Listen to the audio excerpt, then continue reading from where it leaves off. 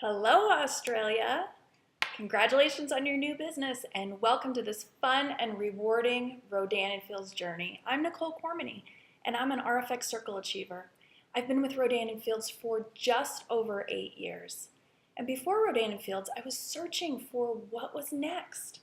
Before kids, I worked in science studying climate change and how this affected corals and phytoplankton. After my 2 little chicks were born, I started dreaming about owning my own business. I started a real estate photography business, but found I was spending so much time editing the photos and even having to make beds before I was able to photograph. I knew my time was worth more than I was able to charge my clients. Rodan & Fields fell in my lap by a fellow preschool mom, Romy Newstead. When I heard that I could leverage this powerful brand name for my own home-based business, I was all in. Romy was only 4 days into her business, so together we fumbled through and figured it out. 21 months into my business, I was able to replace my husband's lucrative banking career. He happily quit and joined me in business. That was 6.5 years ago. And the best part is now we're able to give more a month than I made as a research specialist for Columbia University in a month. Our Prescription for Change Foundation is proud to partner with the Smith Family Foundation in Australia. So as a Rodan & Fields consultant, you can be confident that we're a company with a huge heart and life-changing skincare. So today I want to talk to you about your list, how to create it, how to keep it fresh, and how to use it to build a giant business. Some of you might be shocked to learn that even after 8 years plus in business, I never run out of people to talk to. Keep listening and I'll teach you how. You can always have a long list of fresh faces and business-minded individuals open to a conversation. Now, I remember early on in my business, our former CEO said to me, "You will build this business with people you haven't even met yet." And I really took that to heart, and I realized that this business was going to be a game of growing my network as large as I could. This has become the lifeline of my business. From the very beginning, I was on a mission to make as many friends as I could. I tell my team, make at least one new friend a day. At the end of the day, your database, email list, cell phone numbers, and relationships are the most valuable assets you have.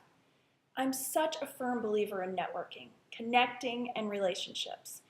I started by going to the usual Chamber of Commerce events, but I found that everybody there was pitching their businesses to me.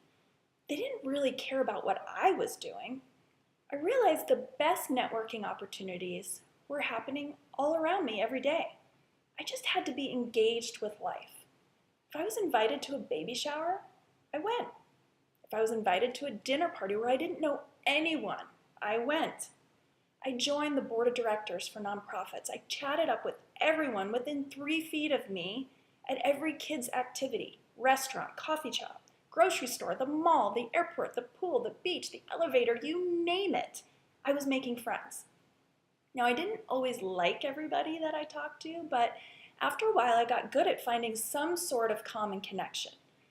Networking is not handing out business cards at happy hours.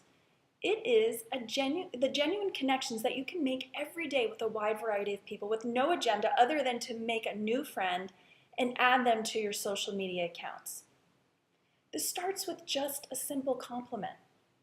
"Ooh, I like your handbag," or "I love your haircut. Who do you go to?" Then keep asking questions and be a good listener. Make that other person feel valued.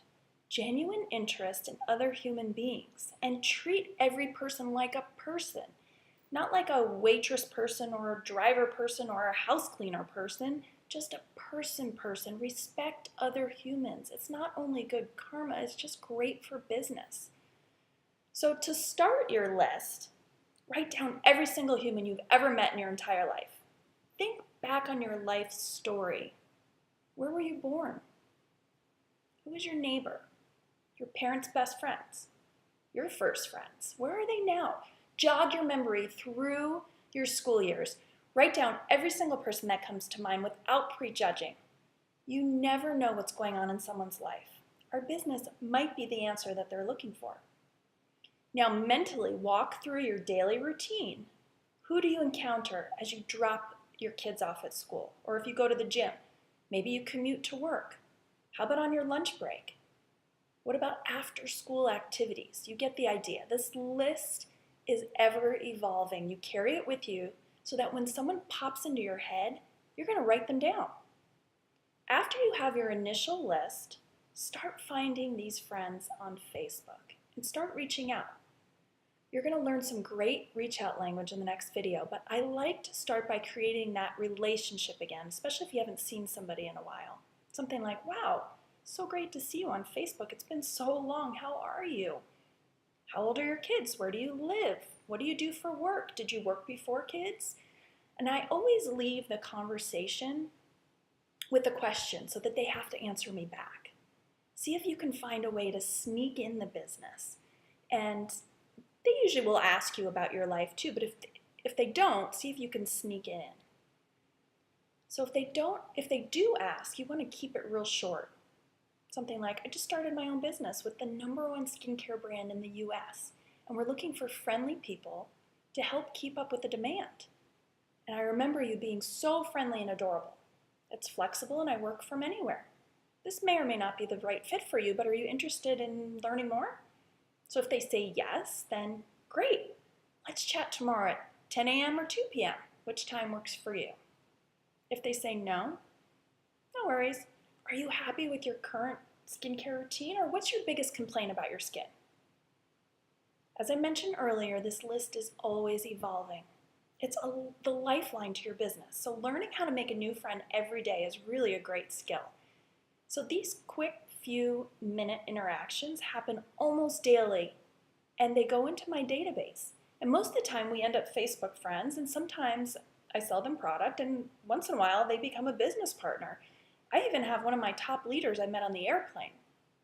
But just even friending them on Facebook is all good for building my brand awareness and may lead to business someday, but it also leads to me lending a helping hand to someone I might not have known had I not tried to make a friend that day.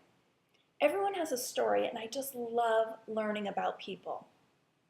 Now I'm connected with people from all walks of life, and many times there is absolutely no benefit for me in the relationship, but rather the other way around.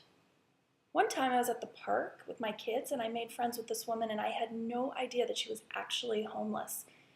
Her kids were super hungry, and her deadbeat boyfriend had abandoned them.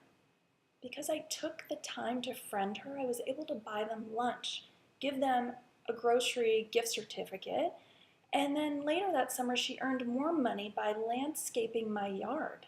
So it's not always about business. People come into your life for a reason, and they might actually need your help. So network with that open heart.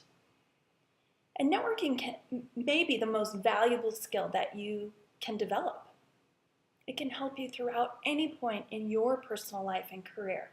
So here are some important tips that I've found for building networking skills. So #1, get involved. You can't network sitting in your office chair. Get out of your house. Everyone in your house already knows about Rodan & Fields. It takes getting up and getting out. Circulate, engage, look people in the eyes, involve yourself in the lives of others, and allow them to become involved in yours. Be vulnerable and open to share your life as well as learning about others. And I'm pretty much an open book in person and on social media. I'm a human being. When I'm sad, I'm going to tell you and I'm going to give you details. If you stalk me a little bit on Facebook, you'll see that my husband and I have had a rough couple of months health-wise. And I've connected with so many people on the emotional level because I was being open about our experience. When I'm feeling like a bad mom, I'm going to tell you, my kids are not perfect. Why do we all pretend that they're perfect on Facebook? Someone said to me recently, I hate Facebook because I think everybody's having more fun and everybody's a better mom. If you're having a hard time with something, I would encourage you to be authentic. Don't always be perfect. It's refreshing to know just that somebody else is struggling. And I know somebody else is going to connect with me and feel the same way. I love being out of the house, being out and about. I'm popping into boutiques, sparking conversations. I'm inviting new friends to lunch and bumping into people while I'm at lunch, and maybe I'm walking up to the table and just giving them a little squeeze on the shoulder to say hi. I don't overstay, just a quick touch point, and then I can send a text or a Facebook message later saying how lovely they looked or how did they enjoy lunch. I'm taking my kids to the pool. I've joined a tennis team. I organized my high school reunion a number of years ago just so that I can control the Facebook page of our class. I go to the gym, I walk the dog, and I'm bumping into other dog walkers. I'm out of my house. And each time I see someone, I try to remember something about them so that I can ask them about it next time I see them. So before I go to my tennis team practice or workout class, I think about who I'm going to see and what's going on in their life so that I can ask them about it. Let's face it, everybody loves it when you remember their kids' names or about their latest drama. What's going on with your son's tuition problem at the university? How's that house remodeling you're doing, or how's your dad feeling? Anything that you can remember will connect you with that person even deeper. If you don't remember to do this in person, you can always go home and message them later. I forgot to ask you, how's your dad feeling? Let's have coffee and catch up. Okay, so number 2, know who you are. For others to have an interest in you, they need to have a reasonable understanding of who you are and what you do. Are you branding yourself accurately? When people meet you for the first time, what's their takeaways? Do you come off as smart, pushy, friendly, cold? This is all part of your brand. I make an effort to smile pretty much all the time when I'm out in the world. I smile at everyone in the grocery store, the landscapers, the crossing guard. It's just good practice and it makes people feel good. Sometimes when people smile back, you now have an open door to start a conversation. And what about social media? How are you branding yourself? I like to mix in lots of personal posts with my business posts. I want people to know me. This has helped me feel closer to people that might have been just an acquaintance in the real world.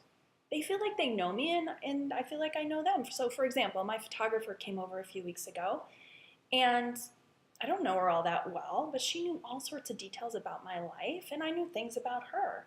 We never would have had time to share in person because I only see her once a year. So Facebook has really made this relationship maintenance so much easier.